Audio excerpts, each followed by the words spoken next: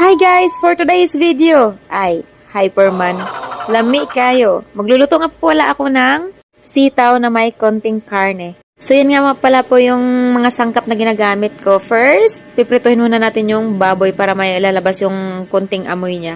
After that, isusunod na natin yung sibuyas, bawang with konting sili. Madali lang po itong lutuin guys, imikos-mikos nyo na lang po. Para naman may konting twist yung ating sitaw, lagyan natin ng konting karne, di ba? Ngayon lang po ulit ako nakakain ng karne guys. So ayan, lagyan po ko nga pala siya ng suka, lagyan ako ng oyster sauce, nabubulol pa.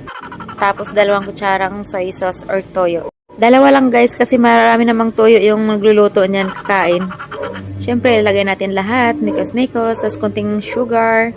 Takpan natin mga 5 minutes. After that, ayan, luto na. Charan! Kumuha na rin kayo ng isang platong kanin yan at sabayan nyo akong kumain, guys.